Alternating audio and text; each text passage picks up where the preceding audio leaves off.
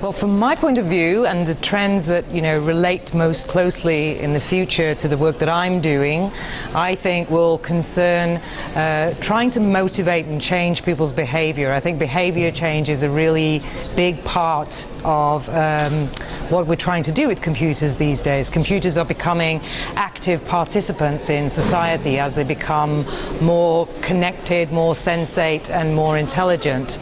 So I think you'll see a big trend is like these backing away from concerns about how you represent stuff in a sort of like what you see on the screen and things like that. It's more like what we're trying to achieve, how we're trying to design computers to change things in the world. So we're already seeing that a lot in the work of B.J. Fogg and people who are interested in behavioral economics and persuasive computing and all that. How do you design computers that nudge people to be more healthy or more sustainable in their behaviors? But I think the next wave, I think for me, is taking this to where you have systems that are encouraging people to build more productive societies. So computers can change whole economies. For me, an economy, the way we think of the economy is a conventional sort of situation where we exchange tokens called money, and that's just a promise to get something back, right? But there are other ways to represent that,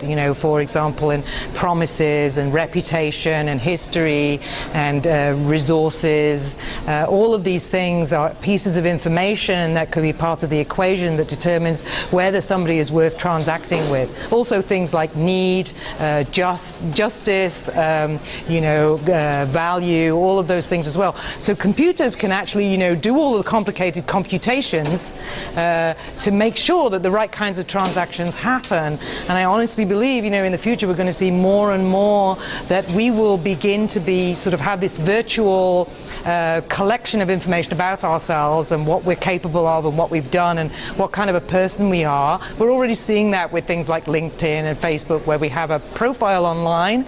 So we're going to start to see histories, more rich, more intelligent than just a timeline, but actually information about what we can contribute. So I think very much, then the designers of human-computer interaction will really be thinking about how computers are helping people to interact with each other, being the bridge between people, forming a more intelligent society.